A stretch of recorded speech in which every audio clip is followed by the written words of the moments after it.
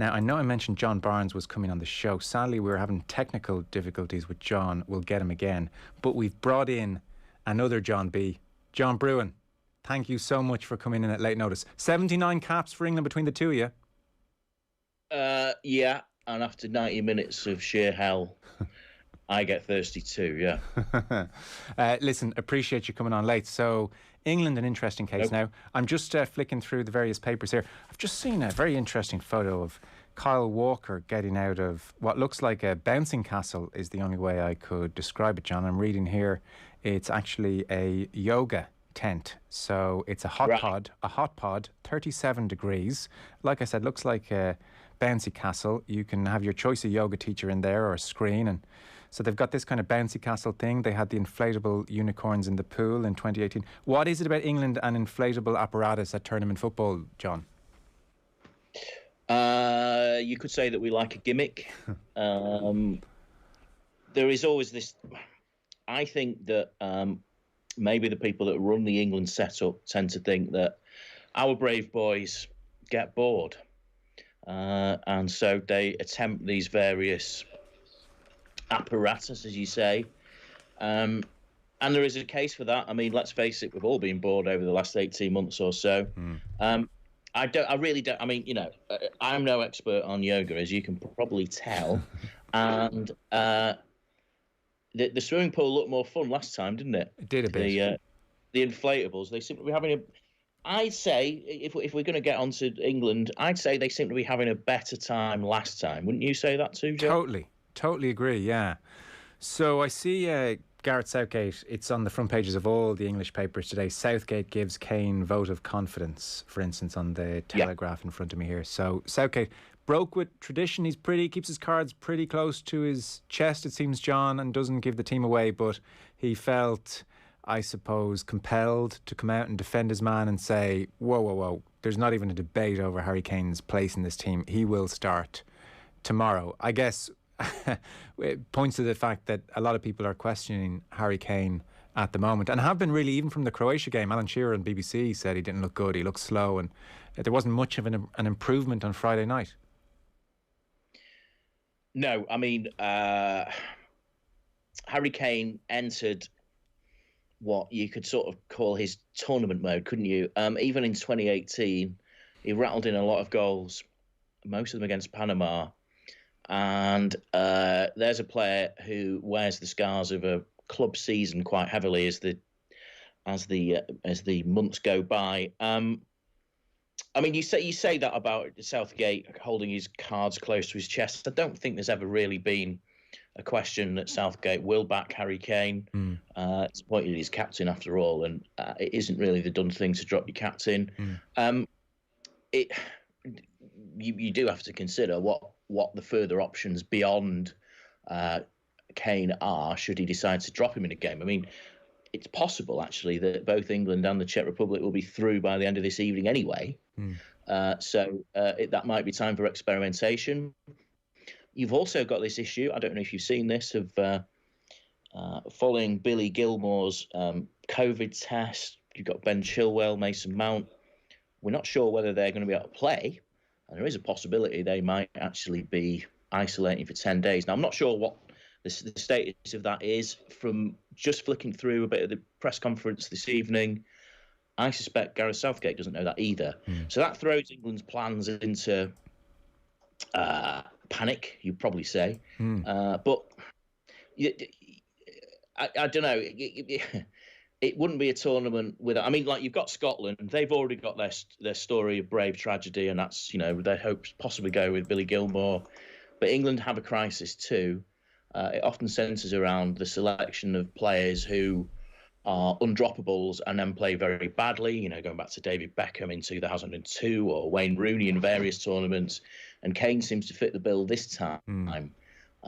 It's a national malaise. This is what we do. This is what we do better than anyone in the world. In fairness to Southgate, it is very unfortunate because an informed Harry Kane scoring a few goals here and there, often out of nothing, that covers up a multitude of sins at international football. And so for him to pitch up here at the Euros just so out of form and looking kind of one-dimensional and one-paced is a very tricky situation, because I'm sure Southgate's intuition is to nurse Kane back to health, a la Shearer at Euro 96 as an example, which kind of worked out as opposed to the David Beckham one, for instance. So when you talk about the other options Southgate has, I mean, Rashford through the middle, Dominic Calvert-Lewin, I think I'd be inclined to nurse Harry Kane back to health as well if I could. And that brings up the issue, which is we don't quite know what's wrong with Harry Kane here, why he's looking a bit leggy. Is he carrying an injury? Is it long season? Is he distracted with the club situation?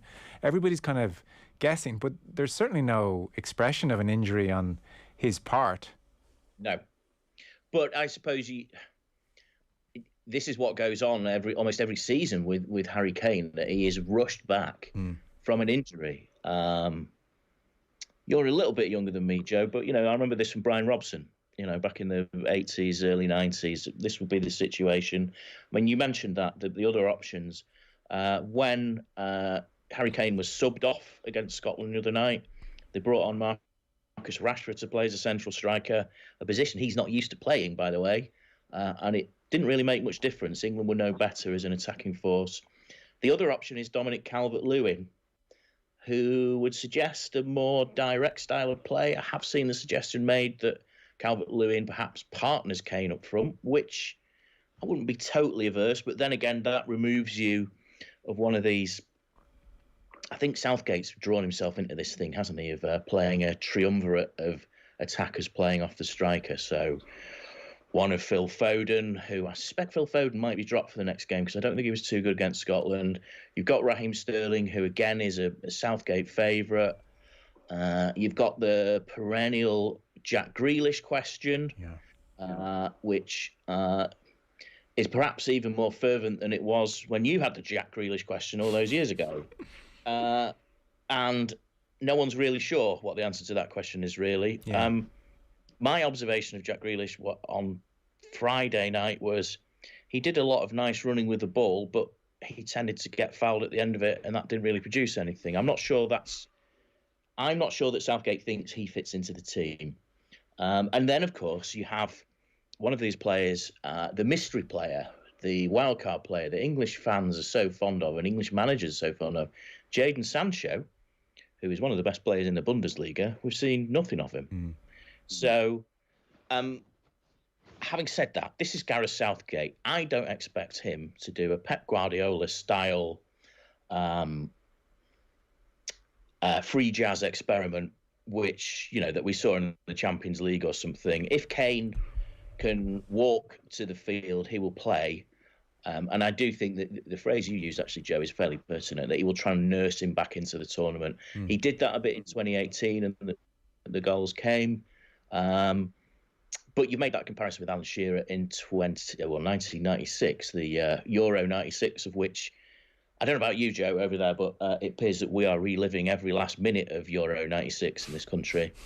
But Shearer came into that tournament in great form, was fit, and just wasn't scoring for England. I think there's a slightly different... it's a different situation with Kane. It's very sad, because I think Kane, at his peak, is such a great player for Tottenham. Yet I still don't think England have seen anything like his best. And, you actually look at the goal-scoring records. It's possible Harry Kane will overtake Wayne Rooney in due course as record goal-scorer. But it would almost be like Wayne Rooney, in which that we see Wayne Rooney as record goal-scorer for England, but we think he disappointed for England. Yeah. And maybe that is the fate of all England players, is to disappoint. Tragedy lurks really around every turn. Yeah, you got it, yeah. So, at the moment, and Southgate seemed to, I don't want to say waste 2 years, but there've been 2 years of playing like a 3-4-3 and tinkering around with different things, and so he pitches up at this tournament not entirely sure of his team. Yeah. And then there is a logic in the three of Sterling, Kane and Foden. Kane is Kane, that's fine. If you're playing Kane in that three, you need some pace in behind, and that's Sterling. And in fairness, that worked out as prescribed in the first game. So you kind of think, well, you still need that pace. And then Foden has been Foden, so he nips in ahead of Grealish. So maybe it's a Grealish or Foden scenario. I mean, he doesn't have much room to start tinkering there, really. Like, I would expect that's still pretty much the plan for the knockout stages. Would you? That, like, Sterling locked in largely because of the pace as opposed to outlandish form at the moment. Kane is in for the reasons we've discussed. And then it will be Grealish or Foden, probably. And that's assuming Mason Mount doesn't test positive for COVID and have to be ruled out for the next couple of weeks. It kind of seems like that's the wagon he's hitched to now, unless he's going to have to really move things around in a big way. And like that gets kind of messy in a tournament. I mean, you want to be some way settled. Well, yeah. I mean, my memory of, let's say, great England tournament runs is, say, 1990, when Bobby Robson did switch his team around to a sort of 3 at the back and 5 at the back. And which was, I think, from memory, it was led by a players' delegation. Now, I don't know if that's how things operate these days. The last players' delegation I recall was that to Fabio Capello in 2010, asking if they could have a beer after the evening meal. So hopefully things have moved on from that one. But I think that the point you're driving at is that Gareth Southgate is not somebody who is going to, or the type of manager who is going to make some great tactical change within his team mid-tournament. As you say, he's pinned his colours to the mast, certainly on Sterling, who I think Sterling's done well for Gareth Southgate, so you could see why. And Harry Kane as well. So you've got players like Foden. As I say, Foden's problem, particularly in the Scotland game, is that Foden doesn't have the players around him that he's used to playing with, and they are Manchester City players who are drilled to the absolute nines, who when Phil Foden gets the ball, they will move close to him so he can play a short pass and move off it and all the rest of it, and can make the runs that make the space for him to make runs, if you see what I mean. Yeah. If you think of an England team, quite a lot of the time, you think of an England team playing at a much slower, far more static rate than you would see in the Premier League. And that's always been England's issue when you compare to the fact that English teams are pretty successful in the Champions League or European football, that they don't play their own. English teams don't play as well as Premier League teams or play as good football, the type of football that has at certain points taken apart European teams. Is it a collective freeze? I'm not sure. It's just that I suspect that the tactically aware players within those English teams are often not the English players. That would probably be my diagnosis of that problem. Yeah. I should let people know Denmark, who I think we're all sort of rooting for, are now 4-1 up against Russia. Yeah. And then Belgium 2-0 up against Finland. I guess, John, the thing is that, like, Portugal lost at the weekend. France had a very iffy performance at the weekend, albeit you would say in both those cases they're a settled side and there's a catalogue there of delivering, so maybe it's more of a blip than a crisis point. But like, lots of the sides have had their wobbles thus far, and yet it's like, even looking at the English media today, it's kind of crisis and the Kane problem and where's all this going. And I think maybe like a part of that is the booing on Friday. So I wanted to ask you about this because it had been my perception that Southgate had gone in and charmed everybody and then had subsequently delivered in so much as he can at a World Cup by reaching the semi-final. Pleasant enough draw in the knockout stages as it was, but like, it was good vibes, young team, lots of potential, and then it was a perfectly acceptable Nations League campaign in the interim, and they start off by beating Croatia, and you think, okay, I mean, they weren't getting massive style points, but they're just beating, a good side in Croatia. We'll have to see how bad Croatia are over the next couple of weeks, but it's Croatia, and like the first hint of like underachievement, really. And they're still on 4 points after 2 games. And it's like booing. And I kind of thought this team were a bit popular at the moment, or were being given a bit more slack, or this manager was given a bit more slack. Like, I was kind of thinking, I'm not sure many other countries would be booing their team off after, a kind of sluggish enough, we won't remember it in a long time kind of a draw. Yes, I know that Gareth Southgate in his evening's press conference has talked about the relationship between the team and the fans, and let's not quote him directly, but I would say that he's pretty much said he hasn't pretty much said these are the best fans in the world and we should, and we believe in them and they believe in us, because one thing about Gareth Southgate is he's a pretty truthful person, isn't he? There's no punches pulled. There is that problem of a relationship between a lot of the fans and the players. Unfortunately, we have to draw some of that to this Black Lives Matter, taking the knee. So do you think they were, certainly a cohort of them were much quicker to boo that draw on Friday because of the the Black Lives Matter knee stuff? Yeah, I'd have to say yes. Yeah. Yes. Listen, I'm an Englishman. I support England, but I'll say this, and I have no problem saying this, that a lot of the people that go to England games would not share my opinion on certain social and political issues, and one of those social and political issues would be the concept of Black Lives Matter and the concept of taking the knee. That's what they don't believe in. Now, that added into a poor performance against the Scots, no matter how, moving away from the politics end of things, no matter how nonchalant the English would try to claim they were about playing Scotland in a major championship or in any game, those fans love to beat the Scots. If you go to an England away game, they will sing about the Scottish team. They really do not like the Scottish team. So failing to beat a Scottish team that they would have seen as inferior to England. Now, you saw the game that on the balance of play, you couldn't see that at all.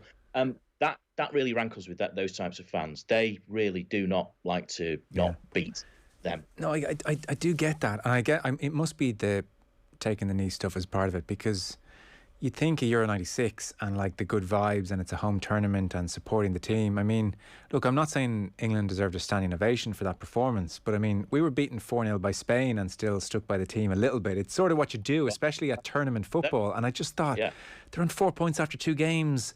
Like, what is going on here? Like, so it's a myth actually that the fans are really behind the team at the moment. Like, there's definitely issues there. And like, they were just so quick to turn on them. I couldn't believe it. Yeah. You're getting to a cultural issue there, aren't you? And yes, I mean, you mentioned that 4-0 game. I was there. In fact, I think I might have met you. In fact, at that game, it's the first time we met for the first time in 2012. Yeah. The first time. It was the night before that, and what a night that was. And quite a famous night, as I recall. But Roy Keane, I think, in an ITV studio, told the Irish fans what he thought of them singing about that 4-0 win. Yeah. But like, there was a degree of like, we get that you're trying about it and understanding. Absolutely. That was quite a mature thing in a perverse way, as opposed to it was a realistic thing, as opposed to kind of we'll never achieve anything kind of attitude. Well, but I just thought there'd be like a percentage of that in the England fans for tournament football at home at Wembley. Yeah, I mean, I suppose one of the things you have to consider is that those fans that actually made it into the stadium would have to be, because it's gone to a ballot, because of the stadium being reduced capacity, would be among the more loyal England fans. And I suppose the sharper you divine the England support, the more of that type of thinking comes out. That's a really mealy-mouthed way of saying it. Yeah. But what I'm saying is England as a nation expects its football team to do well, but at the very same time, we also expect them to let us down.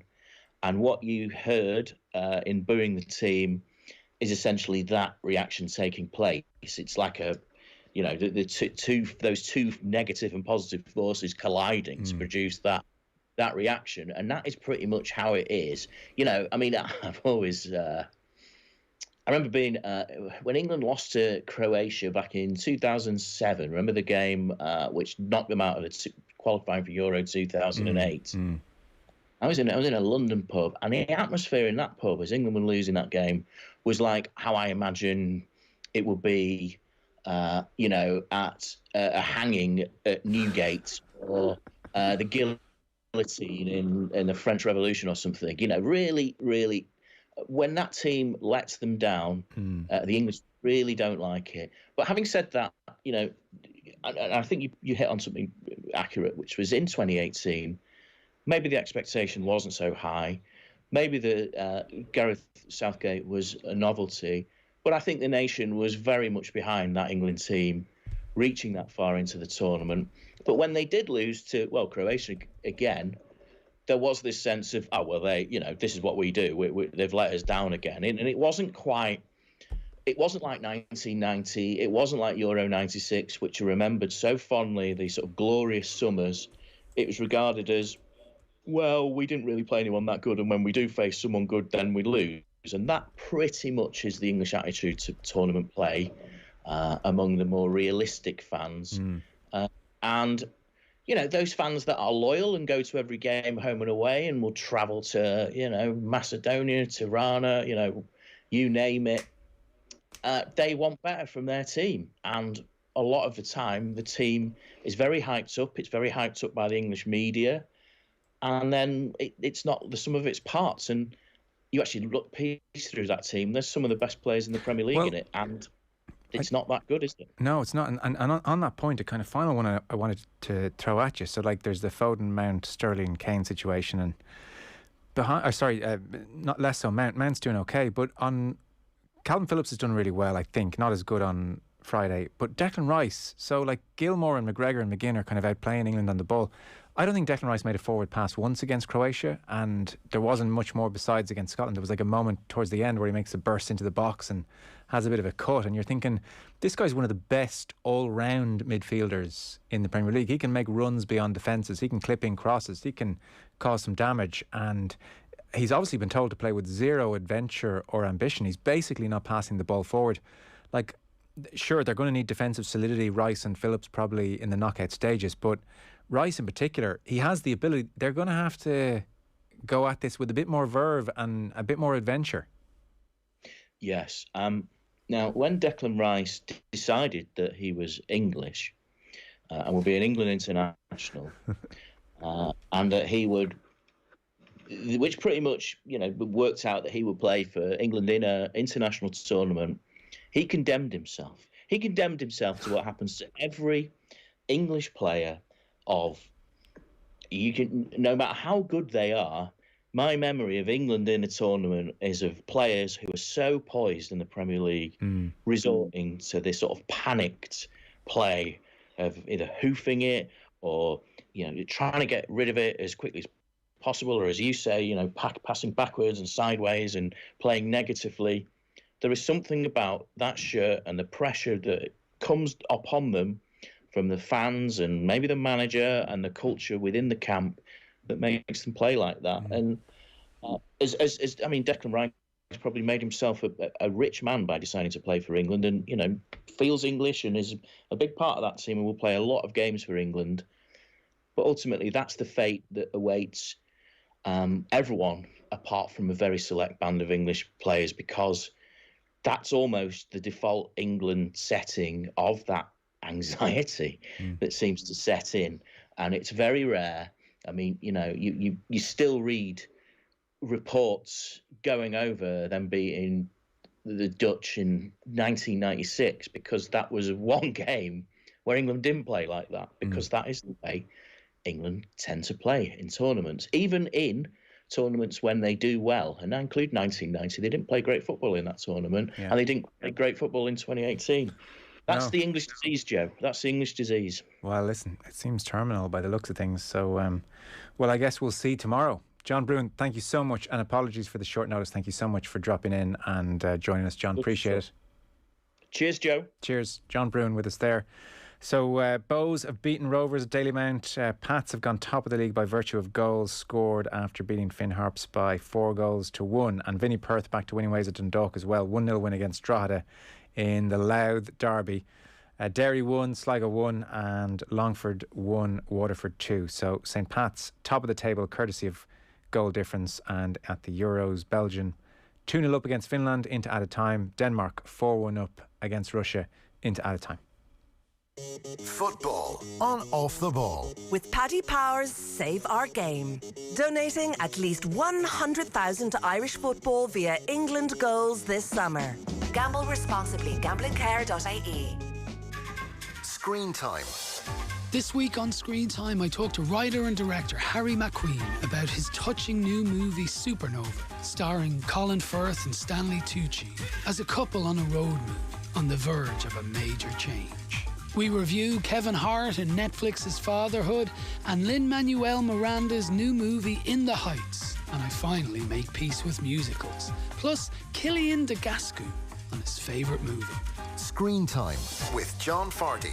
Listen and subscribe to the podcast now on newstalk.com or on the Newstalk app. You know how every part of your business works. Square is how it all works together. Square has tools to help you manage everything. Point of sale, online, payments, and so much more. So you can take your business anywhere and keep it all connected. With less work for you and more ways to stay open to what's next. Square, the shape of things to come. Visit square.com to learn more. Square Up International Limited, trading as Square, is regulated by the Central Bank of Ireland. Why not check out the Boyle Sports betting app to combine multiple markets on the same match into one bet with the Boyle Sports Bet Builder? Rated 4.5 stars on the App Store, you'll find all our latest odds and offers for the Euros. So remind us where to go, Stevie G. Boyle Sports. This is betting. 18 plus, bet responsibly, gamblingcare.ie. Auctioneers, estate agents, letting agents and property management agents operating in the Republic of Ireland must hold a PSRA licence. An auctioneer may auction land, fine arts, antiques or animals at a mart. When engaging an agent, don't assume your agent is licensed. Check the PSRA register of licensed agents at psr.ie. Unlicensed agents are breaking the law. Report unlicensed operators to info@psr.ie. Remember, no PSRA licence, no consumer protection. With Virgin Mobile, there's nothing hidden. Now you can try unlimited data, calls and texts for only €5 a month for 5 months for everyone joining. It's an offer that's bigger than big. So, what are you waiting for? See virginmobile.ie. Virgin Mobile. Nothing hidden. SIM-only contract. For T's and C's and acceptable usage policy, see virginmobile.ie. €25 a month after offer. Ends 28th of July 2021. Football on Off the Ball. With Paddy Power's Save Our Game, a Kane brace will bag 20k for Irish football. Gamble responsibly. Gamblingcare.ie. So full times in the Euro 2020 games and great scenes in particular. Denmark beat Russia 4-1 this evening. Belgium 2-0 winners against Finland. And so it meant a few different things. In particular, the Denmark team, they were gathered around a phone at full time, all looking at live score to keep an eye on results, and they have qualified for the knockout stages for the first time since 2004. So from the Christian Eriksen scenes to now jumping for joy and through to the knockout stages. Denmark will play Wales on Saturday in Amsterdam at 5 o'clock. So that's one of the fixtures in the round of 16. England, after this evening, guaranteed round of 16 as well. So really it's a case of who's not making it through. I think 2 teams not going through or something like that. So most are through, but Denmark certainly are as well, which is kind of a nice story, I would think. That is pretty much just done for this evening. Don't forget, tomorrow, OTB AM, Dave McIntyre is co-hosting with Ger. They'll have David Myler talking Euros. They'll have Eve McChrystal on the Paralympics and Greg O'Shea on the Irish Rugby Sevens through to the Olympics in Tokyo. That is pretty much just done. Thanks for the company this evening. You can download all of tonight's bits and bobs between Dermot Gilleese and we had Jordan Conroy, and we were talking about the Camogie as well with Aisling Connolly, and the football show this evening on the OTB Sports app. Tom Dunn on the way next.